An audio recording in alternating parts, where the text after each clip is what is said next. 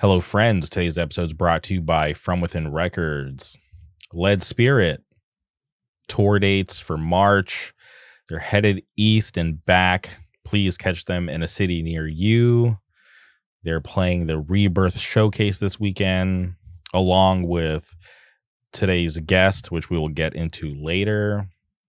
But if you're not following From Within Records on social media, please go boot up X, go boot up Instagram, click that follow button to stay up to date on all the current news. And like I always say, please support From Within Records because they support us. If you're looking for high quality merch for your band or for your business, please hit up my friends over at Good Fortune Printing out of Wilkes-Barre, Pennsylvania. You can follow them on Instagram at Good Fortune Printing. If you want to get in contact with them, please email them contact@goodfortuneprinting.com. You can thank me later.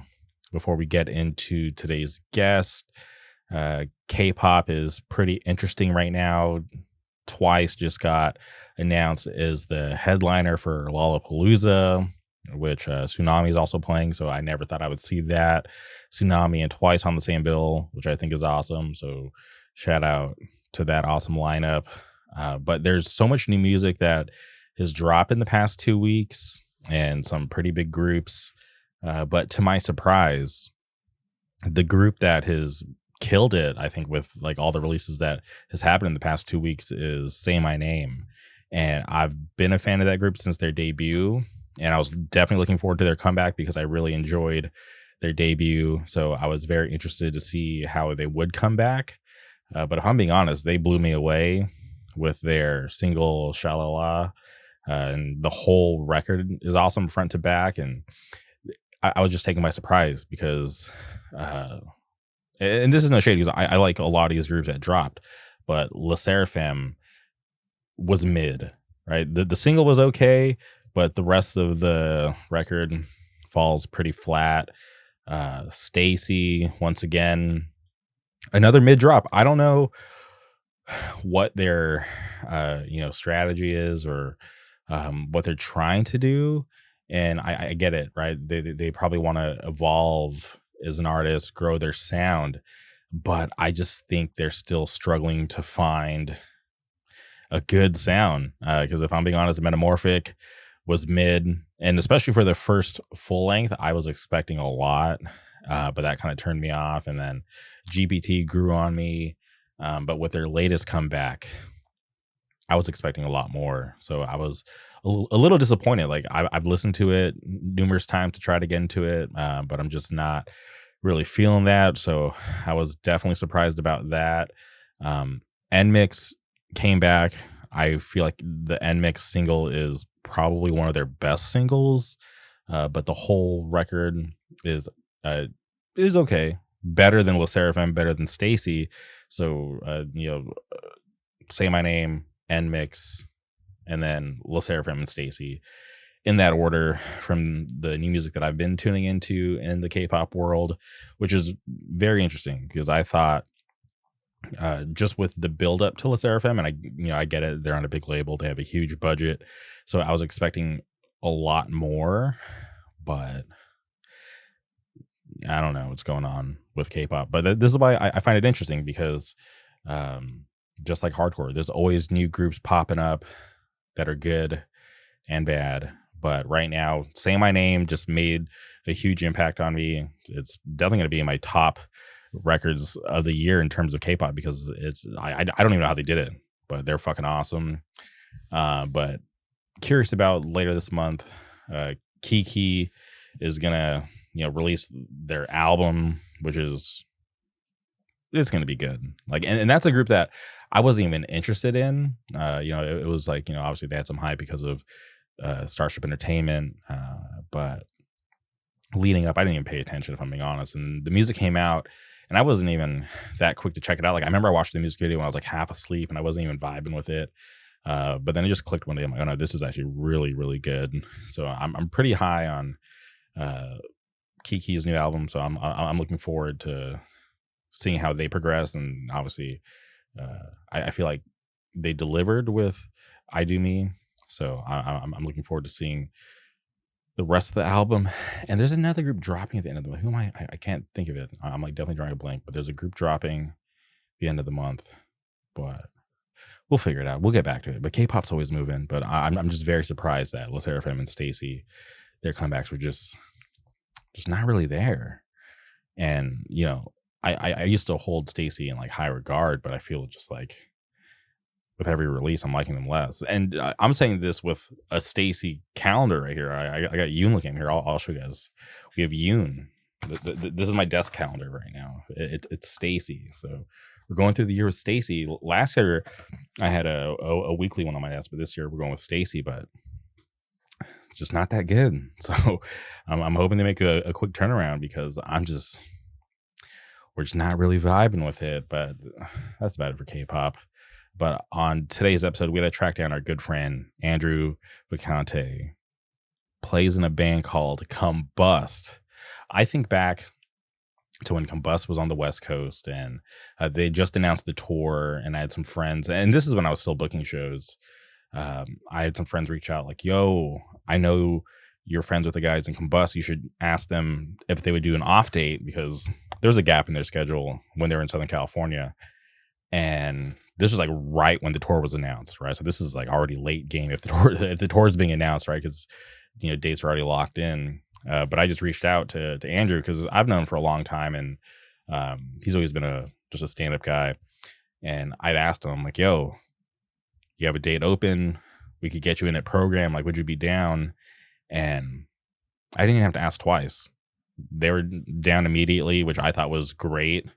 And it was really fun for me because I knew at the time a lot of people out here wanted to see Combust because they hadn't played out here before. So it was really cool. And I was very happy to have been able to have booked that band and to see them grow over the years. It's just been fucking awesome because Combust is so sick. They just put out their new record, Belly of the Beast, which if you haven't had a chance to check it out yet, please, I highly suggest you hit pause, go boot up your Spotify, Apple Music, Tidal, Bandcamp, whatever, and go listen to Belly of the Beast and come back here because that record is really awesome. And I'm just so happy to see them getting so much love because it's well deserved.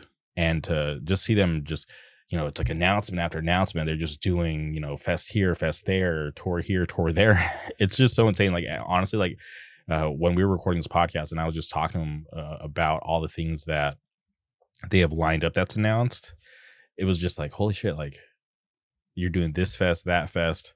And then it's like, I forgot about like the regional stuff in Texas. So like when I brought that up, I'm like, dude, this is insane. And then I didn't even mention them going to Canada. It's insane, but it's really cool. I'm very happy and just so stoked to see a band like Combust putting on for their city. Right there, Combust is this band that always remind me of this conversation that I had with this guy. He's just like this jaded guy. I honestly don't even talk to him anymore, but he's just jaded guy from Long Island, and he was trying to argue with me that New York hardcore is dead, and that there was no bands from the city. And I was just mind blown. I'm like, are you seriously saying that right now when a band like Combust exists? Like you're just out of touch. And it was insane to me. And I was just like, why am I, a guy from Southern California, defending hardcore from your own state, right? The city's not that far from Long Island. This guy was an idiot.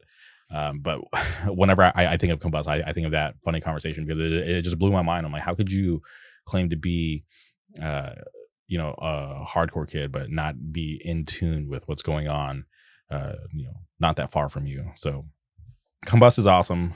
They're a prime example of just a straight up good hardcore band putting on for their city, doing it right. They're hitting the road. They're putting in the work. And it's crazy. They've been overseas multiple times. They're going overseas again, and it's just so sick. I feel like what they're doing is just great timing because the record just dropped, solid record. And on the strength of the record, they're going to be doing all these amazing things all over the world.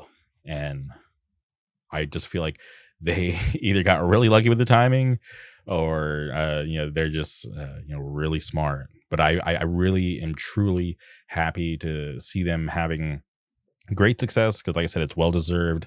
but to see them follow up with putting in the work, right? They're not just being okay with resting on a great album. No, they're getting out there. They're hitting the road. Like I said, they're playing. They're doing the festival circuit, which is awesome to see. I'm gonna see them next month. When I'm in Louisville, I'm gonna see them at LDB. So it's gonna be nice to see them on a big stage because I've never seen that before, and I'm looking forward to seeing them perform live there and getting to hear the new music. It's gonna be so sick. And like I said, I'm just a really big fan of Combust. And I'm happy to be able to call Andrew a friend. Like I said, I've known him for so many years. He's never changed. He's never switched up, which I can truly appreciate. And, when I reached out to him to do this podcast when the record got announced. And once again, just like when I asked to book Combust, he was down right away. So I truly, truly appreciate him, keeping it real, willing to come back on the podcast. He's been on here numerous times. I'm sure we'll have him on again in the future. So please support Combust. Go support Steamroll. If you're going to the Rebirth Showcase this weekend, make sure to to tear it up for Steamroll. Awesome straight edge band. Shout out to all the straight edge bands. But I'm a huge fan of Steamroll. But please strap in, enjoy this conversation. Without further ado, welcome Andrew Vacante to the show.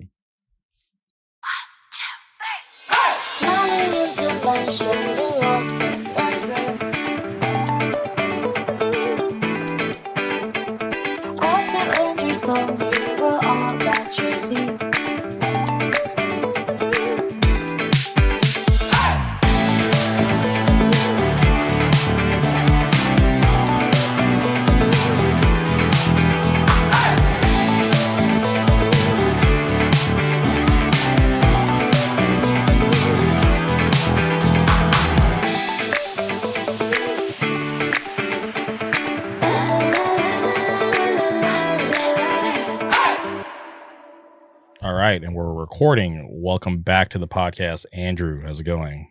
Yo, what's up? Just trying to enjoy life as much as I can. That's what I'm saying. That's what it's all about, man. Yeah, well, I feel like right now it's a good time to be a Combust fan. I feel like you guys are just got so many cool things lined up.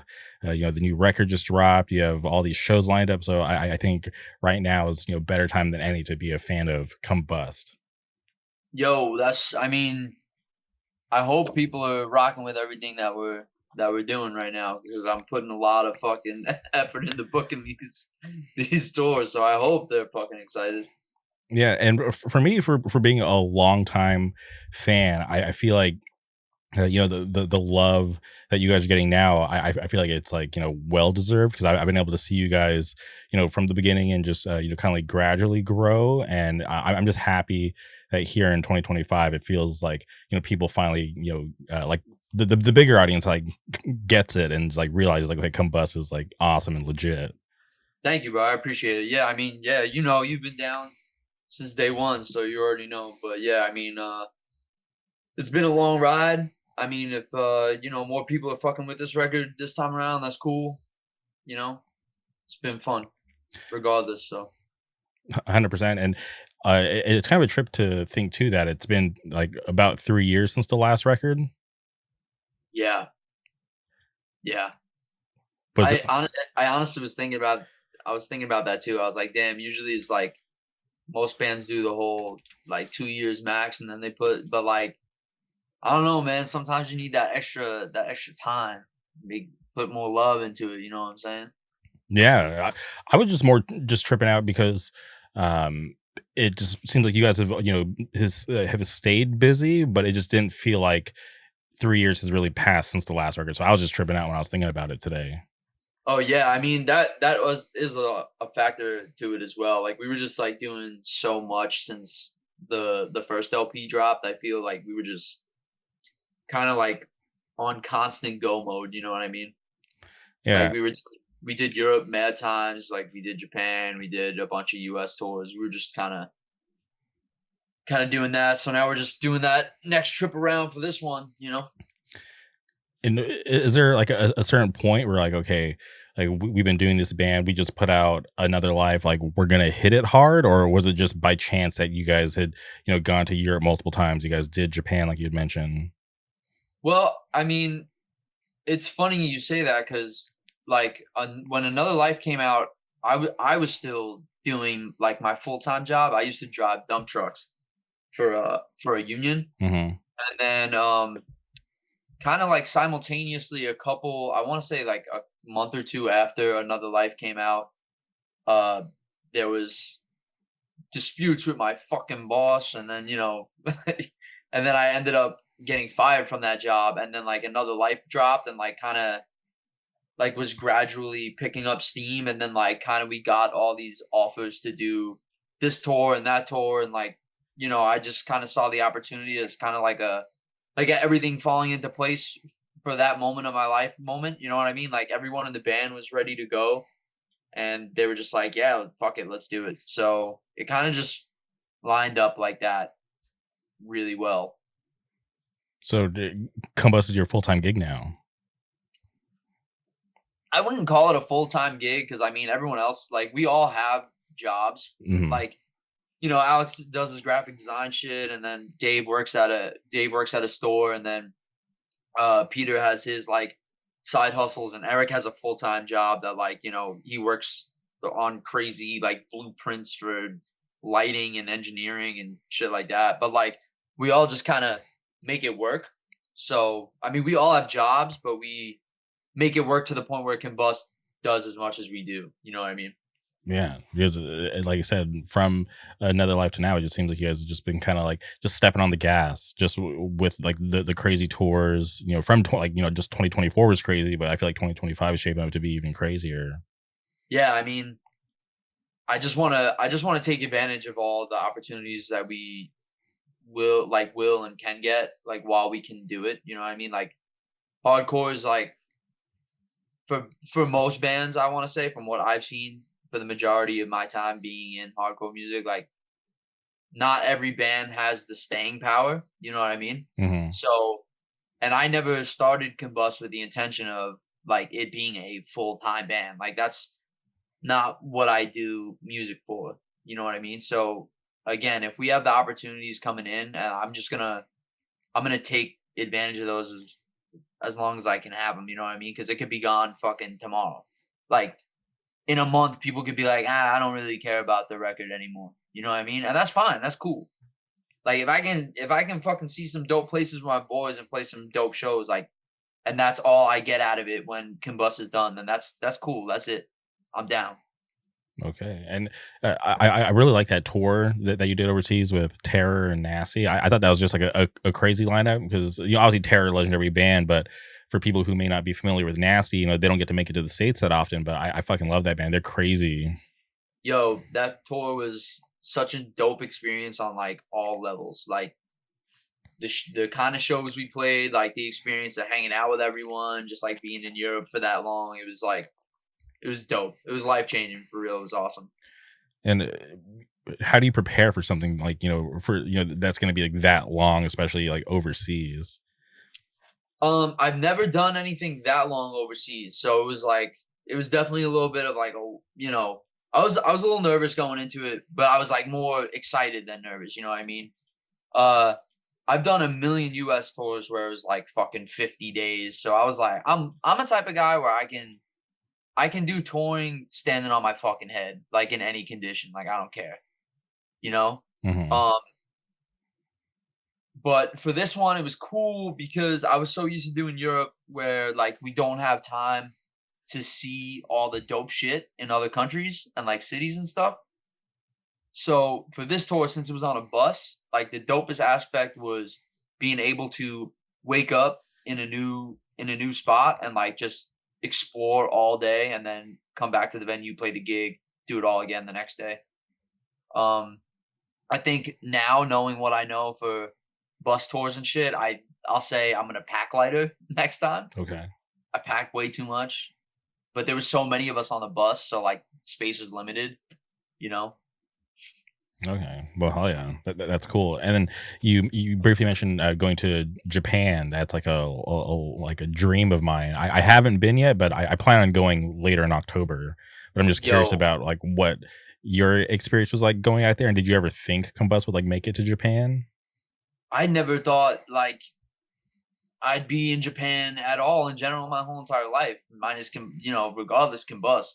Like the fact that I got to go to Japan in general is fucking crazy. The fact that I got to play shows in Japan is a whole different story for me. You know what I'm saying? Like Hmm.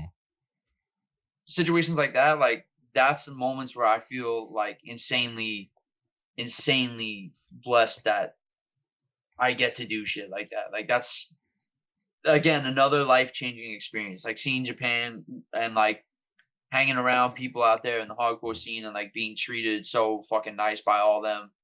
Uh, some of the shows were just incredibly dope.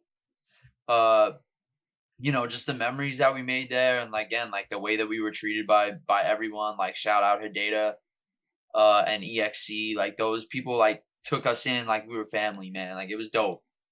Seriously, like every aspect about Japan was some of the coolest shit in my whole entire life.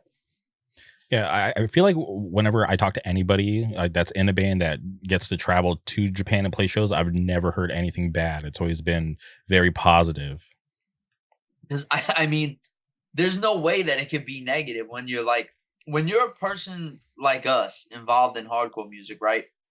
I feel like it's just one of those moments where it's like, yo, I'm just some stupid ass kid that found the most barbaric type of fucking music on earth, and now I'm out here in Japan playing this stupid shit. You know what I'm saying? Like in a dope way. You know what I mean? Like it's crazy to think about realistically when you think about hardcore at like its core for a lot of people. Like a lot of people, I feel like in my age range, you know, it's like we were all just kids fucking around and like just making a million bands, and like it's weird. You don't see a lot of. There was a time where you didn't see a lot of bands I feel like now a lot of bands get those opportunities to go to Japan more often. Like I feel like that was for opportunities for bands who had to be like big. You know what I mean? So it's like it's sick that that opportunity now is so much more available to like a lot more bands. Yeah, I think social media definitely plays a big part, right? To be able to connect all of us, A and then hundred also, percent. yeah, and also I think just like the fact that people are like so willing, right? Because obviously, like the people in Japan, they can want to have you, but obviously, like you're going to want to be able to do it and make it happen, and and that takes Yeah. effort too. So the fact that so many bands. Just over the past couple of years, have been made the trip to Japan to play some shows. I think it's so awesome. Yeah, it's sick. I mean, they have like a great system over there. They have like I feel like six different dudes like handling six different like types of bands. You know what I mean? Like subgenres of hardcore, and like they all just do the fucking right thing, man. Like go above and beyond for everyone. It's awesome. Yeah, and I think it's smart too, right? To just consistently bring bands from America to Japan, because obviously not everyone from Japan, will make the trip over to America for hardcore. Because Yeah, there's hardcore shows every day here in America, right? You can find a hardcore show, no problem. But for for them to be able to have a plan in place to bring these bands out and have it work out, I think it's just super smart. yeah, it's fucking great for sure. And it's been a couple years, but I have to thank you for letting me book Combust at Program, because you guys were on tour, and there was like somebody had noticed that there was an off date, and some of my friends reached out to me. They're like, "Dude, like you should hit them up to do a show." And I don't know if they'll do it, but sure, like I'll reach out. And I DM'd you, and it Yeah, was just like I asked, and you were just like, "Yeah, fuck it, why not? Let's do it." And you guys just randomly added it. It was like you're off that you guys were just so down to do it. So I appreciate you guys being down to let me book you guys. yeah, of course, man. Thank you for doing it. It was cool. That was a dope show too. Yeah, shout That out was Program. yeah, that was on. I wish that we could do something like that again. It's hard to. We had to like Frankenstein half the band for that tour. So personally, I wouldn't want to do that again. I think I it was dope that we got to do it because Hmm. that tour was like 45 days in the US. That's So it was crazy. like, but yeah, I mean, we'll be coming back to the West Coast soon. So, Yeah. but yeah, no, thank you for doing that show for real. That was awesome. And you mentioned Frankenstein lineup. Was that because you guys were just like just had a shakeup with like members of the band, or is like the lineup you have now like the solid lineup? So it was still like it's the lineup we have now, Hmm. still like at that time. But the thing was, 40 days, like 45 days straight for a majority of the band just wasn't doable. And like, but we spoke about it. Like this was again like kind of when Another Life dropped, and then we started like doing more shit. And then I brought up, I was like, yo, we should do a full US for the record. And then everyone was down, seemingly. And then on the first European tour that we were doing, like mid tour, half the band was like, I can't do that. So we were on tour with this band Mastermind from the UK. Hmm. And in the van, I was like to Rory and the drummer Luke, I was like, yo, you guys want to fill in when we get back home and do this like 45-day joint with us? And they were just like, yeah. So I got their tickets and they just came out and saw America for the first time, had like the time of their fucking life. It was awesome. That's wild. That's cool that they were just like, all right, let's do it. Yeah, It's cool bro. to have people that are that down, especially that like such short notice. Yeah, shout out Rory and Pasta, bro. Yeah. Oh, okay. And obviously, you guys just dropped a new record, Belly of the Beast, which is awesome. I feel like it's a uh just like a great like reminder of like what New York hardcore is. So like when I listen to the record, I'm like, okay, this is like straight up New York hardcore. And then when I look at the features, I'm like, damn, he just got like all these legendary people from New York hardcore. And I was like, ah, this is like I just yeah. When I look at that, I'm like, I don't know how this could be any more New York.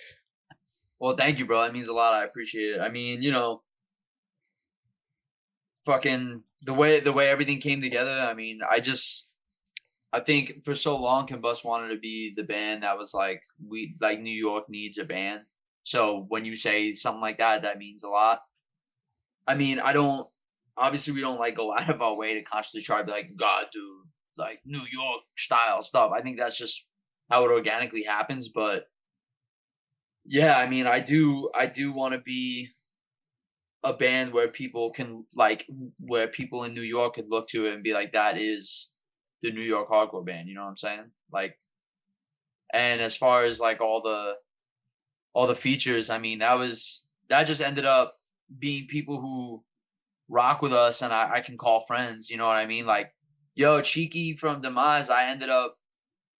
It's funny to like. It's weird and funny that I can like call him a homie now. You know what I mean? It's like we just had an idea like forever ago. I was like, yo, for a Black and Blue Bowl, we should do a Demise track and get the dude from Demise to sing it with us. And then I just got linked in with him through an email, and then he was like, yo, yeah, I'm down. Let me roll to your practice studio, like, and we could like just like practice it too. And I'm like, okay. And then he was just so stoked, and he rolled up, and then he was like, just like we just started bullshitting about baseball. He's just like a normal ass dude, you know what I mean? Not fried out, so that's cool. But like and Danny Diablo is like just a dude who my cousin knows, and through going to shows all the time. Like he always like put on for Combust. Like he'd give us a shout out even when we weren't playing the show. And then we just started chopping it up, and through my cousin because of the graph shit. And then just like a bunch of people on there. I try. I don't ever want to put someone on like a piece of music where I feel like I wouldn't have a connection with them. You know what I mean? There was one feature that I wasn't really familiar with, and that's the Tiger Style 2, the Ryan Griffith.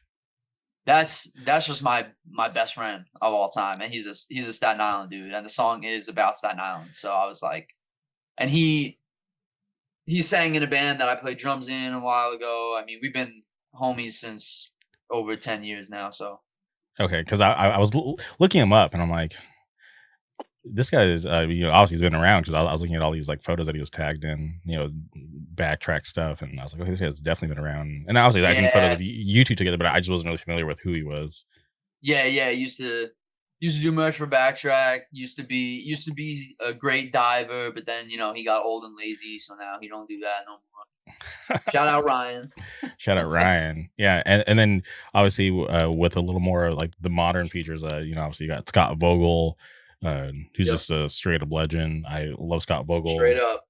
And then you got Jay from Mind Force, who obviously Mind Force is like one of the biggest bands in hardcore. They've been holding it down for years. So I thought it was really cool to see him on this record because, like, when I think of the bigger bands from New York, like from like the modern era, like obviously Mind Force is up there. So it's cool to see him Yeah. featured on this record.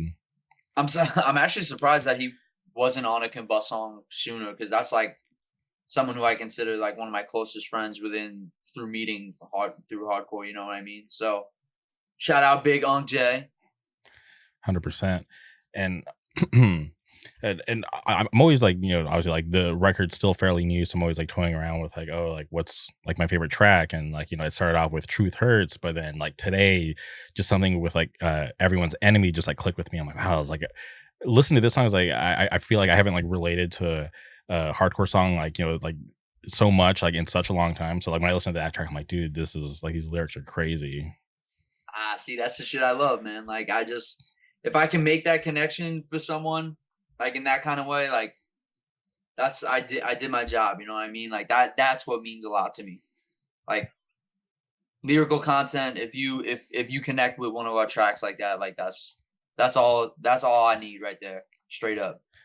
And can you go a little deeper about Everyone's Enemy and like how like those lyrics came together? Yeah, I feel like it's for the most part pretty self-explanatory, but like, just I feel like there's a lot of like performative friendship Okay. within like, again, I've been seeing it for so fucking long, whether it comes to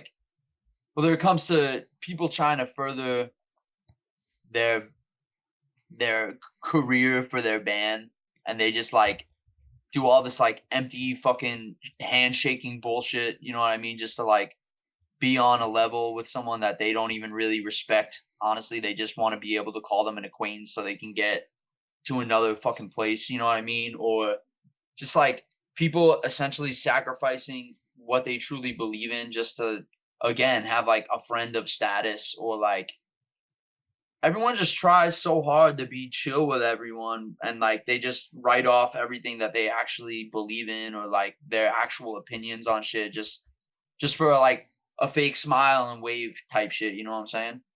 And you see it everywhere. You see it within hardcore, outside of hardcore, but like obviously my experience is coming from within hardcore music. But like, yeah, man, I don't know. I feel like why do I need to curb my opinion just to be cool with someone who like, and it's not, and it, honestly, at the end of the day, it's not even like on some full on beef shit. It doesn't even have to be that deep. It's just like, again, I'm not going to sacrifice how I feel about something just to be your fucking fake ass homie. You know what I mean? Like there's no depth to a friendship like that. I don't need a fake ass fucking empty friendship with people who I don't respect. You know what I mean? 100%. Yeah. Yeah. Because for me, it's like I want to be able to lay my head down at night and just be happy with who I am, and just know that like I'm not having to act different around certain people. Like I just want to be the same person around everybody. And it's like if they like me, that's cool. If not, that's totally fine too. Because like I learned very early on that like not everybody's gonna like you, and that's okay.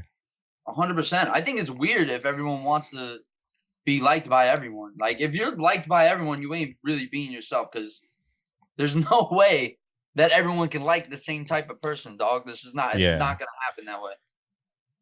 But So when you got too many friends, when you're friends with everyone, you're weird to me. yeah, it's like red flags. That's like when I see that, Straight up. I'm like, Real talk. what's going on? But yeah, I mean, I can talk about the lyrical content behind every line of that song forever, but I mean, that's definitely one of the the bullet points for sure. Yeah, no, and I really, like I said, like just listening to it today, I was just like, dude, like, I don't know what it is about this song today, but this is like, yeah, this is the one that I've been like kind I of just love that. gravitating I love towards. it's cool that, because when I was like showing people the record at first before it came out, like when I was getting the response back from homies and stuff, like everyone had a separate favorite track. So I was like, oh damn, like that's cool. Like there's not just like one good dope song and then everything else is like filler. It's like a lot, like you know what I mean. So that's Hmm. cool. Yeah, yeah. It shows that there's good range and there's a little bit of something for everybody. Hell yeah. And leading up to the record, you had, what was it, like two singles that came out leading up to it. Can you talk Yeah. about how you landed on those singles? Leading up to the record coming out. Um, I think they were like when we first. I think this has to do with first showing them. Like I think we were in the studio recording, and then like Harry, my boy Harry came to do like a part in NYHC for vocals, and we were just showing him tracks, and he was like, "Yo, like when we showed, I think the two like first songs that were like done kind of with vocals and like ready to show were those two tracks, Everyone's Enemy and Our Own Breed." And we showed it to Harry and homies from Trail of Lies, and they were like, "Yo, those are fucking like the tracks." So I was like, "Okay, yeah, like it'll just be that." But also, I feel like they had like really like a big statement in both the songs, you know. Hmm. So like Our Own Breed is a big statement in itself, and like I think it's just like kind of some shit that I felt like needed to be heard before anything else. You know what I mean? I was like, I don't want to expose like uh more of like how in depth the record is gonna like be, and like or maybe like the songs that are like what I feel might be the dopest on it just yet. But I want the songs that like I think people will hear the lyrics and be like, oh shit, you know what I mean? Yeah, and They're on their fucking they're on their real fucking real deal shit. You know what I'm saying? yeah, I feel like those two singles kind of like put people on notice because like like you mentioned, it was 3 years since the last record, and it honestly feels like you guys like leveled up like with your music. So when I heard the first single, I was like, oh, this is actually really fucking good. And then the second single, I'm like, oh shit, like I think they might have something here because two singles back to back, they're just killing it. Hell yeah. Yeah, like I felt like you guys did a good job with those to hype people up because I was definitely anticipating this record just because how much I like those singles because normally I'll hear single I'm like, okay, that's cool, like I'm interested, but this was like it had me like actually looking forward to the record coming out. That's what's up. I mean, thank you. I appreciate it. But it's funny you say that because the first initial reaction or response to the singles, I feel, because I be trolling Crate. I can't help it. But like the people who didn't like the singles on Crate ended up really liking the record. So I think there were people who were like didn't know what to think about the singles at first, but then when you hear it as a whole piece, it makes more sense. I kind of low key hate singles because I just feel like an HC record should be consumed as one whole piece. You know what I'm saying? Okay, yeah. You know, like that's just me though. That's me being annoying. But like that's how I feel. I don't want to hear a single. You know, that's all. But did you guys have to do one because of like the rollout? Or I mean, I don't want to say I don't want to say that we had to do one okay. like Triple B is fucking standing over me with a fuck. I mean, but I mean, Sam was just like, yeah, like it'll be good for PR shit, and then like you could develop hype around it. I get the point of a single. I get it. Just me personally, I'm not like gung ho about it. That's all. Hmm. Shout out Triple B. Shout out Triple B. There's no hate there. I don't mind. Where did I see the design where it had the three B's? Was that for the right the belly of the Oh bees? yeah. We didn't print it just yet. It's gonna be printed on a bunch of shit. But yeah, that's some shit we're gonna be using. I love when bands can, utilize that because I just think it's so cool, right? Because obviously, like Triple B, great label, but to be able to incorporate, the logo into just this design like so seamlessly, I think it's so sick. Dude, it's like I feel like stuff like that never happens to me where I'm like, yo, this works out so perfectly. Like for like design wise shit. That's like the first time that like shit just connected like that. Like bong bong, you know what I'm saying? Yeah. Like it never works out for me like that. I have to like strain my brain to come up with some dope shit. Yeah, and whose idea was like the cover art? Because it's pretty crazy. um, so homie from Soul Search, Vile Sword did it. As far as the idea, I kind of just like I gave him the track list, I gave him the name of the record, I gave him references of stuff that I really like as far as album art from other bands. I think he just from what I remember, I think he just kind of took all that shit and then ran with it. I didn't give him any direction aside from that. Hmm. It's like here's some lyrics maybe. Like I said, and then I gave him the name of the record and then reference, and then he just like went off. It it came out incredible. I think it's perfect. I think it like is a cool capture, like a darker side of capturing what I wanted, and that's dope. Yeah, The problem with album art for me is like I feel like it's so much pressure to get like the perfect thing. I can't give an exact fucking description of what I would want on a record. You know what I mean? Because like also I like hand drawn shit, and I can't tell an artist like exactly what the fuck to draw. You know what I mean? I'm just not good at that. So I just let them fucking go off, and I like it a lot. So it worked out. yeah, I feel like it's very unique because when I look at that, I was like, holy shit, this is crazy. So it's just one of the things where like when you see the art, you know what it is. I mean, yo, I felt like that is the same effect that Another Life had, and like it's cool.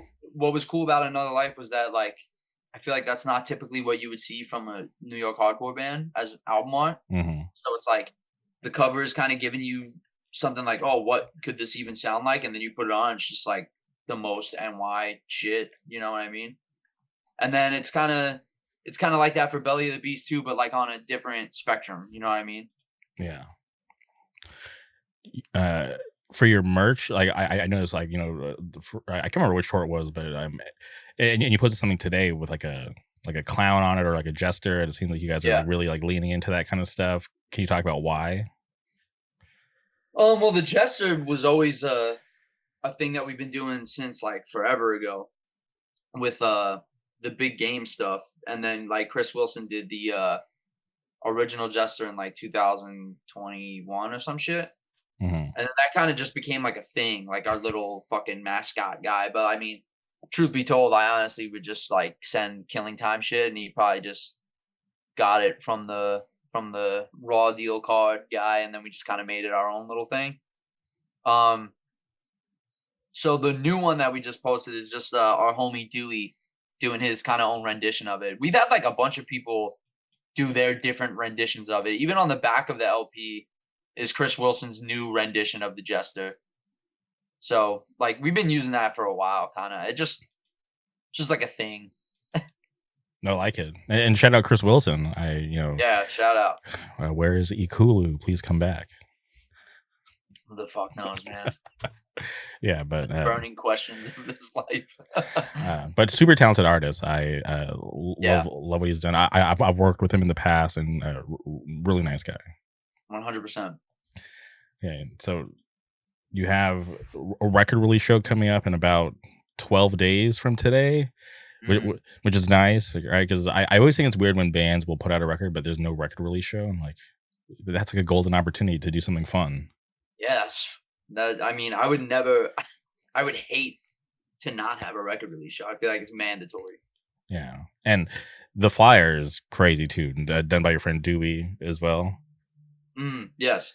Yeah, and a great lineup. Can you talk about how this lineup came together? Where did you guys like handpick every band, or?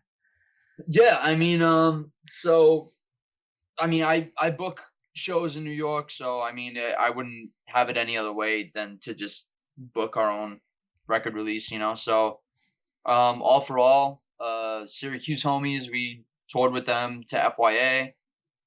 Uh, I think they're a dope band. I think it's dope to see when they roll out to Brooklyn shows. I think perfect band to kick it off, and then Fatal Realm is Mike Shaw's other band, his new band. It's just like I think that's a dope addition because it's like more death metal leaning shit, which would like kind of never, never, never be at a Combust show, but it makes sense. And I don't even love death metal shit, but I love Fatal Realm, so definitely wanted them on there. Um, Bazooka is just the homies. I think more people should pay attention to them. I think their set at that show is gonna be dope. Uh, Burning Lord, one of the best bands out right now, no question. And then as far as Illusion, I was like, yo, Illusion hasn't played in a minute in New York, and like people are dying for you guys to play. I had to fucking hassle everyone in that band for like over 2 months to make that happen. They weren't gonna play. And I was so annoying. I was punishing. I was like one of the most punishing people of all time. I was on the Terror Tour in Europe, like calling Connor and Alex and Chandler. I'm like, yo, I'll fucking book your plane tickets. I don't care. Just fucking come and play the show. But yeah, it just ended up working out really well because Connor's moving back to New York.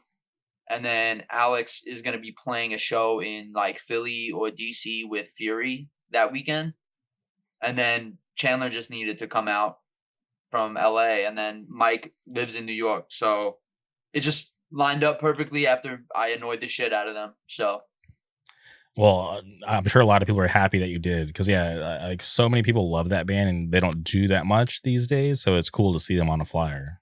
yeah, I mean, also one of the best bands. They just need to fucking write the fucking LP. So hopefully that gets done. That would be awesome. Yeah. Okay, so you got the record release show, and then right after that, you guys are going to Atlanta for a pretty big show. Which I'm, I look at that lineup. There's some local bands from here that are on it. Yeah. Foundation's headlining. A pretty crazy lineup over there at a House of Disorder. Yep.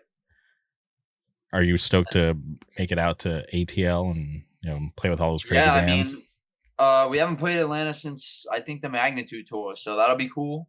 I'm honestly just excited to go anywhere off this new record. Like I'm just dying to play the shit. Uh, that show is gonna be awesome. Shout out Yoon. Um, lineup's great. I mean, Foundation in Atlanta is gonna be fucking nuts, probably. Um, And yeah, then we're just touring down from there back up, and yeah, because you guys are going there, and then I'm actually gonna see you guys at LDB because I will be there this oh year. hell yeah, So hell yeah, that'll be cool. yeah, I think that's gonna be a pretty good stage for you guys because pretty big show. There's gonna be tons of kids there, so it's gonna be cool. I'm so excited just to be able to finally hear the new record live, and you guys are Oh gonna yeah.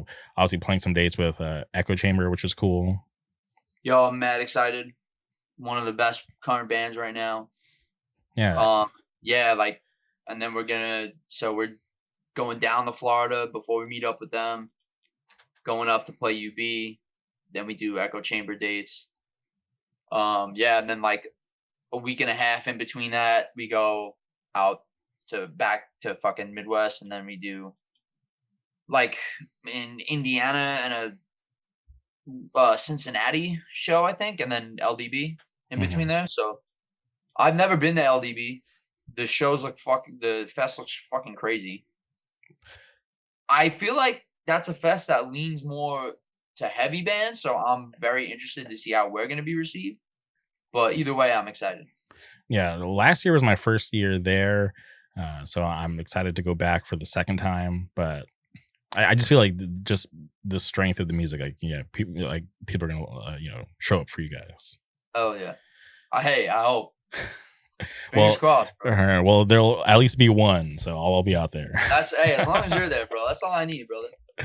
And you guys just continue this crazy train, right? I mean, you do all those dates, and then you have this Texas run, which I think is so cool. I love when bands. I was like, Texas is so big, but for you guys Yeah. to go and do this regional thing out in Texas and hit up like all the scenes out in Texas, I think that's really cool. And you guys are doing it with Ozone and Freeze Out, two of like the best current bands from out there.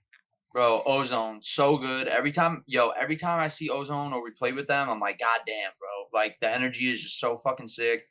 Freeze Out, my favorite demo since maybe the Countdown demo. That demo is fucking perfect. But yeah, I mean, like I said, we wanted to do like a full US, but couldn't. I didn't want to do the whole Frankenstein thing again. Hmm. So I was like, how can we make it so that we can cover a majority of the US without doing a simultaneous thing? So it's like, we're just kind of like piecing together fests with tour dates around it. And then Texas kind of was like, I want to hit Texas with Freeze Out and Ozone. So let's just make that a little thing. And then before that we were going to Sweden. So that's funny. Oh, you guys are going to Sweden? Yeah, we're just hitting Sweden for like 4 days to play a fest out there. Wow. Yeah, so That's crazy. yeah, it's kind of random, but it's dope. Shout out Alive and Well. Yeah, I think it's obviously when bands get those kinds of offers, I just like, why not? If they're reaching out to want to, have you guys on these crazy fests overseas, you should try your best to make it out there. That's literally what I said. I said, yo, why wouldn't I do that? Yeah. Why, like, people in Sweden want to see Combust for 1 day. Why the fuck won't I go? Yeah. And especially you guys got this new record. I feel like that's like, this like crazy driving force, right? Like, I feel like, I don't know if you guys had planned it like this, but I feel like it's just really good timing with this record. Well, yeah, I mean, again, I didn't know how it was going to be received, if I'm being honest with you. I'm very, very hard on myself when it comes to music. And, I'm not expecting anyone to like anything I do, if I'm being real with you, So the fact that like people are fucking with it that way and like they're stoked on it so much that we're getting asked to do the fests and we're getting asked to go to fucking crazy places for a weekend, like, yo, fucking yeah, it is dope timing for sure. And you also, and I just feel like, yeah, like here's another run you guys are going on with Apex Predator and your other band Steamroll, which is cool because I'm sure there's a lot of people who probably want to see Steamroll who hasn't, and Apex Predator put out a new record recently, so I think that's a really interesting lineup. Can you talk about how Apex Predator fits into all that with you guys? So ever since we played Jag, I met Casey from Gag and Apex, and that's just like maybe the most interesting man on the planet. And we like we both just like kind of clicked, you know what I mean? Okay. And we just stayed in touch, stayed friends. We played shows together more and more, and then like the more like our bands just chill and at shows and stuff. I think it's just like when we saw that Tied Down was getting announced, and I was going through the list of the bands, and I was like, it's funny, like no bands can tour anymore. You know what I mean? So like I was looking at the list and I was like, damn, I can't even like even my homies bands, I can't even ask them because I know they can't tour. Like in my head, I was like, oh, should we ask Bad Beat? They're from the Midwest. That'd be cool. But I know they can't tour like that. And then like I had 2 other suggestions in my head, and then I was just like, oh, if we did a tour with Apex, it'd be funny because no one would expect us to do a tour with Apex. Yeah. And Casey and all the rest of them are fucking dope, and it'd be just a good ass time. And then we'll bring Steamroll along too to make it even more funny, because I think Steamroll, Combust, and Apex Predator is such a random lineup. Yeah. But yeah, no, I'm mad excited for that tour. I think it's gonna be fun, fucking stupid times for sure. Yeah, and I'm sure the kids who are fans of both are pretty excited, and and people who may not be familiar with you guys will, but they're familiar with Apex, maybe they'll just hop on and go, oh shit, this is awesome. So I think it's a really good mix. Yeah, I exactly, like it's got a different vibe of hardcore for everyone on it, which is cool. Yeah, and Steamroll, I remember I'd hit you up when that came out because I saw a bunch of people posting it, and you were like the only person that I knew that was in the band, and I'd asked you about it. Can you talk about how that came together? Because I think it's cool for New York to have another cool straight edge band. So the drummer of Steamroll, Alex, he was like starting to come on a bunch of Combust tours, like just doing merch. and whatnot, and just chilling. He's a homie, and he's a mad good drummer. And I was like, yo, he's straight edge. I was like, I want to do a straight edge band again. And me and him were just bullshitting, talking about it, and then I think I think I was I think I had like one riff in the tank or something like that. Where I was like, oh, this could be like the vibe of the band, and then we were just hanging out all the time. At this specific point, we were just chilling a lot, and then yeah, we just talked about we wanted to do a straight edge band, blah blah blah. Got together. I was like, the way we found Jack though, the singer, is like a really fun. So the band is me, two of the members of Combust, Alex and Eric on guitar, and then Alex Allen on drums. And I was like, yo, we need a singer though, and we need someone who's like never sang for a band before, because I want it to just be like something different. You know what I mean? And we were at the Scheme showcase at Vitus, and there was this fucking kid, this little kid, just fucking going hard for every band up front, moshing every band, dancing every band. And I was like, I was literally asking people like, who the fuck is this kid? Because I never seen him at shows. So, and I think someone told me, he's like, yeah, he's a kid, he just moved here from the Midwest for like school or something. I was like, oh, that's fucking crazy. And he followed me on Instagram that day. And I messaged him. I said, yo, are you the kid that was dancing mad hard the whole show? And he was like, I think so. I said, yo, come sing for this band. So we got him in the old way. I saw a good mosher, and I said he's got a front of band. That's wild. This kid shows up to the gig not expecting to get recruited. I think that's cool for you guys just to be like, hey, we want that kid. We want somebody fresh. That's sick. Nah, as I get older, I'm like, I used to be such a bitter fuck. I was like, I hate all these fucking transplant kids coming through. I used to be so annoying about it. And like, there is a certain extent of me that's still like, on some fuck transplant shit. But when I see a young kid who's like super fucking about it, and I can tell that he's super fucking about it, like I don't wanna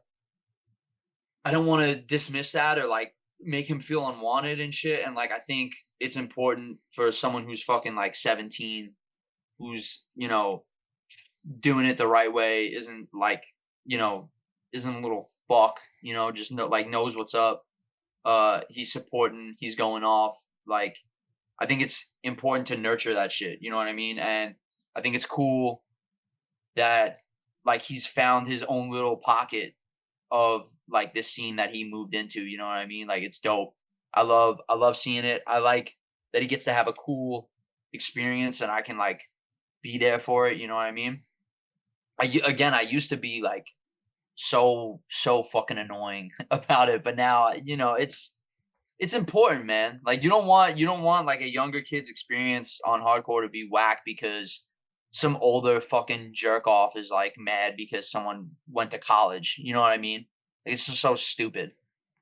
So, I've had my little epiphany on that, and I'm glad. He's a good dude. Shout out Jack. Yeah, I think that's a great move. To want to just be a little more welcoming to the younger kids, especially the ones that you can tell are like like really about it and actually care, because that could go a long way. Especially someone like you, who's kind of like well seasoned when it comes to doing bands. So for a younger kid like that to kind of get taken in by you and your friends, I'm sure that probably blew his mind. I think it's important for kids to have, like, for new kids in HC, if they're younger, to have that kind of shit. Because I mean, I had that through my cousin and all of his friends who were like way older than me. But like a lot of the kids who were like going to shows maybe a couple years older than me, like outside of my cousin and his friends, they were like not as welcoming. You know what I mean? So it's easy to feel jaded already when you're younger, when people are like shitty to you. You know what I mean? I think, like I said, it's important. And like, again, it was hard a little bit for me to be as welcoming, because like at the core problem of like transplant like discussion, like yeah, it's like it is a little shitty for your city. You know what I mean? But when you see these kids get together and they're doing it the right way and they're supporting bands and they're not there to hurt anything and they're there to like, cultivate the scene and make it better. It's cool. 100%.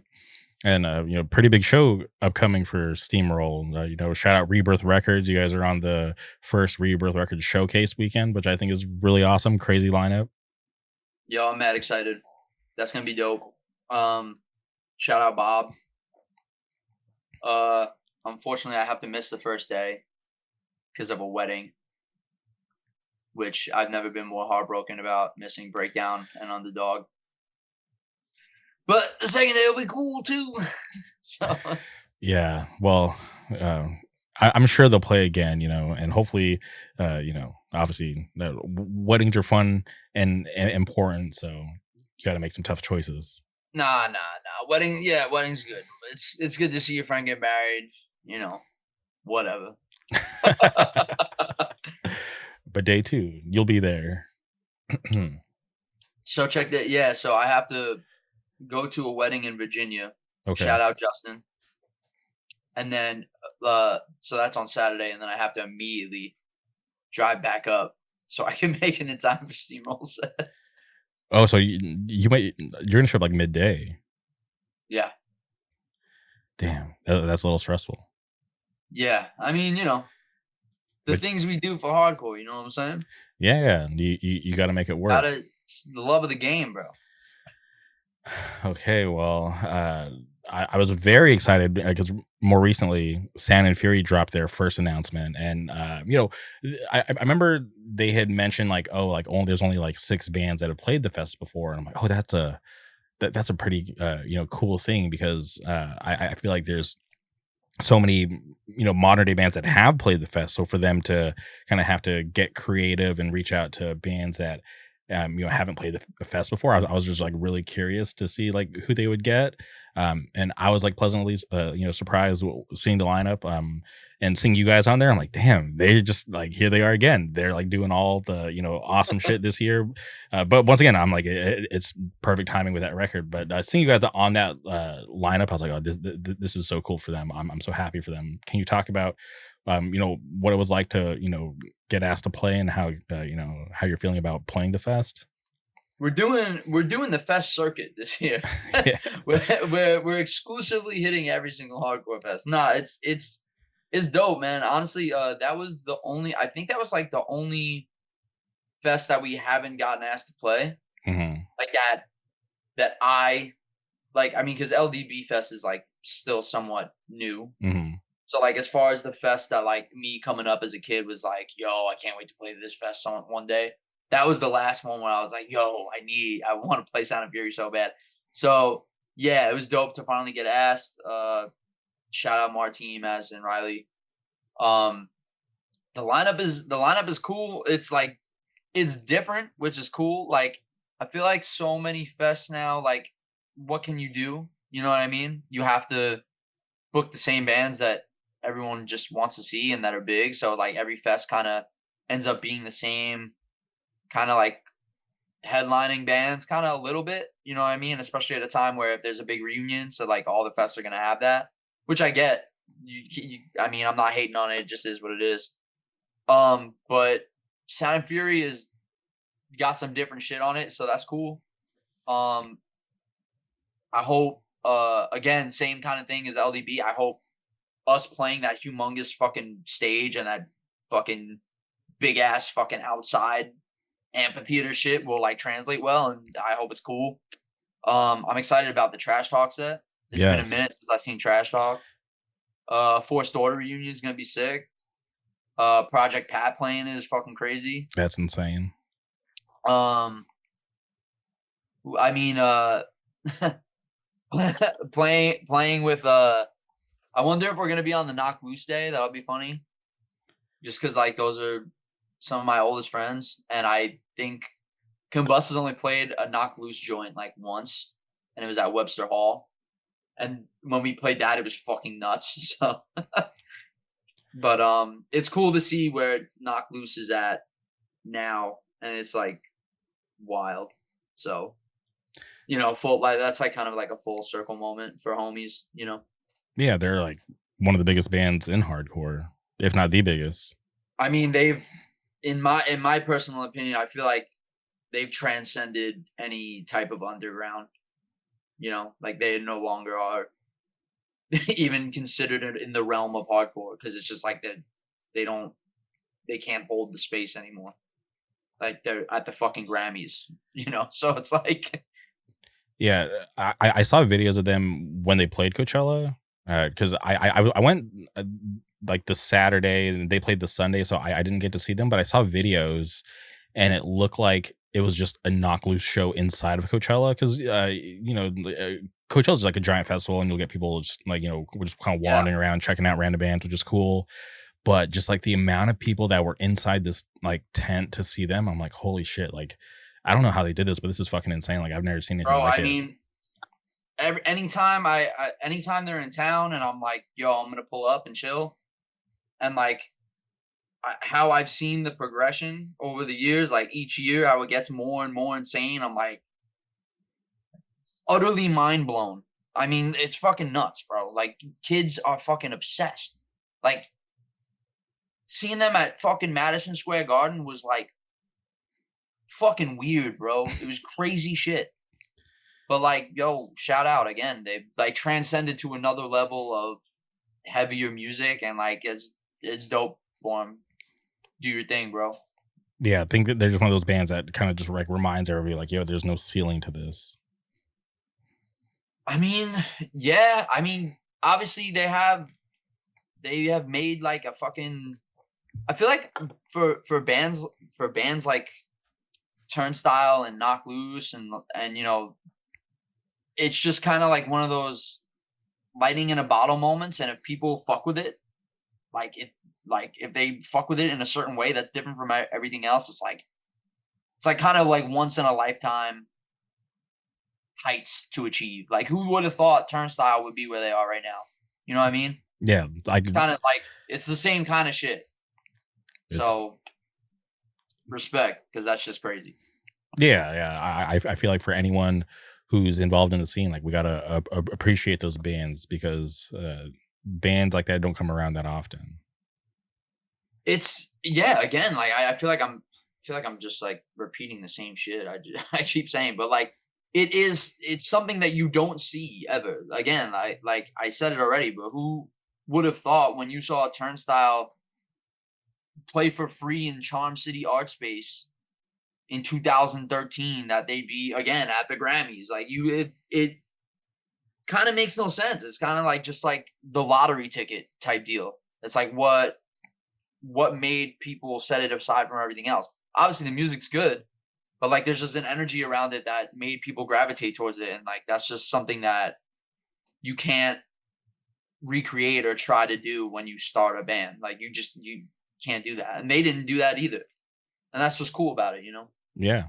Seems like they were just kind of doing their thing and just managed to, kind of connect with, more people than just like, the people in our bubble. Yeah. Now, you guys, have Sound Fury, later this summer. Are there going to be like, days like leading up to it? You guys are going to tour out here? Or are you guys flying in, flying out? So we're like figuring it out right now what we're gonna do. We're definitely doing tour dates around Sound and Fury. It's just a matter of right now we're just like trying to get what bands are gonna do with us and what dates and blah blah blah, all that kind of shit. But it'll happen. It'll be announced eventually. All right. Is there a Long Beach date on there? I mean, there can be. I don't fucking know. Okay. All right. We can talk about it off air. We can talk about it. Yeah, we'll get to it. Okay. Well, that's awesome. I'm so happy to see that you guys are just have so many like awesome things lined up. For this year. I think it's well deserved. Love the record. So I'm happy that we got to talk about the band. But I had heard through the grapevine that you're not a fan of Jerry's style pizza from Wilkes-Barre. Is there any truth to that, or who said that? I don't know if they want me to say their name publicly, but I can tell you off air. No. Just say it. All right, it was Jeff Feet first. He's gonna hate that I said that, but He said that I don't like the pizza. that's what and he's a really gonna hate me saying this, but he wanted me to specifically ask you about this because he had mentioned to me because he knows how much I love Jerry's and Angelo's, but he's like I don't know where he got that from because I like it. That's okay. So, see, that's why I was so confused. I'm like, I've never met anybody that straight up doesn't like those pizzas. Jeff B. First dropping lies on my name, bro. Okay. I like that pizza.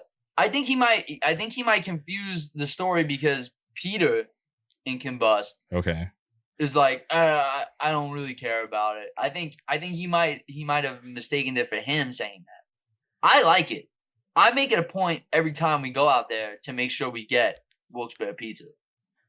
Okay, see that makes me feel better because obviously, like, you know, we've been friends for a long time. When I heard that, I was like, dude, there's no way he cannot like that stuff. Why wouldn't I like it? It's good. It's good as fuck. Yeah. I mean, it's a different thing from New York pizza. Obviously, it's its own thing. Mm-hmm. But like, it's still good as shit. I could take down one whole fucking pie of them myself, bro. That's so funny. Okay. All right. Well, damn, Jeff. We gotta have to have a talk now, brother. Yeah. All right, Jeff, you got to answer. Okay, somebody visiting you in New York, where would you take them to get pizza? Because obviously there's like this talk, you know, Connecticut has better pizza than New York. Like, you know, where's your go-to spot? It's DeFara by a long shot. DeFara. This place, DeFara, it's on Avenue J in South Brooklyn. It's the best pizza on earth. No doubt about it. What's your order? I usually do if I'm taking like a couple people there for the first time, I'll say let's get one regular pie and then one pie with super side on top of it. So all right. If that's what you got to get, that's the move. That's the move. All right. Well, I hope next time I'm in New York, we can go there. You can take me there. Bro, if you're in New York, we're gonna get DeFara. Just let me know. Okay. And last thing before we wrap up, you're also you mentioned earlier briefly that you book shows, and you're talking about your core clientele collective. Am I right? Yeah. There was a show that you guys booked. Combust was on it. Mind Force headline with Gridiron and Mayhem Loren was on that, and I saw that. I was just like, this is crazy. How does something like this even come together? Because I know Mayhem Loren from being a fan of like Action Bronson and watching cooking videos on YouTube. So when I saw that, I was like, this is crazy. Yeah. So me and this homie of ours, Felons. Shout out Felons. He's a homie from Jersey. He's he does production shit. He does beats and shit. We're kind of all homies, and me, him, Jay. We're just kind of chopping it up how we like need to do a show that combines like hip hop and hardcore, because just we're all people who feel that like they just go hand in hand, and we're all big like fans of both cultures in a big way. So we were just like kind of brainstorming, and then me and Felons kind of got down to the nitty gritty of it, you know what I mean? And then we were just like, yo, if we do this, like just throwing around names, and then finally we got Mayhem on board, and then we got the rest of the dudes on board, and Pro Dillinger and fucking Bubs and like fucking Vincent the Owl, and then like I mean Mind Force and Gridiron were just down immediately because like we were just all in this group chat together talking about it, and it came together like seamlessly, kind of like it was just super chill, and all the dudes who were there like on the hip hop side of shit were like so stoked. Like all the rappers were just like mad excited about being at like around the hardcore shit. They were excited of how much it meant for us to be there with them. They were like, yo, we got to do more shit. Meeting Mayhem for the first time was like crazy. He was so nice. Like he was so about it all. Like he was just like, yo, hit me up. Like, let's do more shit. Like they're just about it, bro. Like they really are. And I mean, May is a Queens dude. He probably like grew up around the hardcore shit. I mean, he's homies with Danny Diablo, and he brought him out. It was a good time, man. Like that show was dope. I mean, we're talking about doing another thing again next year, so who knows what will happen. But yeah, I mean, that was awesome. Again, shout out Felons, we made it happen. Shout out Jay, made it happen. It's a good night. Yeah, I think that's awesome to have a mixed bill like that. Obviously, because there's always like a ton of like mixed bills within like our subgenres, but to bring in like rap and hip hop like that, I think it's so sick. Yeah, man. Like I said, I mean, like hardcore and hip hop are just like there's so much more in common with those cultures than like most people like can understand. Like if you don't get it, you know what I mean. It really is similar in a lot of ways when it comes to the message and the art and the swagger and like you know what I mean. Like really, there are a lot of similarities. Yeah, I forgot to mention earlier. In Tiger Solid, you guys had the intro with Rome Streets, Hmm. but which I thought Yeah, was crazy. I was like, oh, I wasn't expecting this. yeah. A homie of mine got me connected through him. And again, he was just like super down to do it. I was just like, yo, he got me on a telephone call. And I was just like, yo, if you can just say a couple things into your phone, you ain't even gotta do shit. Just send it in your voice notes in your phone. That's all you gotta do. And he was more than down. He was excited about it. It was cool, man. It's awesome. Yeah. Well, I'm very happy, with the new Combust record. I hope we don't have to wait another 3 years for the next one. Yo, me either. Honestly, we're all right. We're already writing riffs, so who knows? Maybe it might be a year and a half or two joint. You know what I mean? Okay. Fingers crossed. We'll see what happens. And do you have time for any other bands? Because I know you used to play in more bands than just Steamroll and Combust. I mean, Downfall doesn't really do much anymore. I mean, if Downfall does play, I mean, the last show that they played was without me because I was on tour. So, and that was like, I think one show that they played the whole year. Mm-hmm. Um, and then I just play drums in this other band, Beg to Differ, from New York as well. So, I mean, we're Beg to Differ's like on our own kind of lane right now. So we're just playing shows here and there. We're gonna probably write a 7 inch or some shit. I mean, it's not that I necessarily don't have time. It's just like none of those bands are like doing as much as Combust. So, Mm-hmm. For sure. Well, this has been awesome. I'm happy to be able to call you a friend. I'm happy, like, whenever I hit you up about anything, you're always down. You always answer the call. So I truly yeah, bro. appreciate you. Of course, man. But before we sign off, is there anything else you would like to say? I ain't got shit. I Okay. appreciate you for having me on again. And again, I appreciate that you always supporting my shit. I'm glad I can call you a friend as well. It means a lot. Thank you, man. All right. Well, thank you again for being down. Thank you everybody for tuning in. We'll be back soon. Goodbye.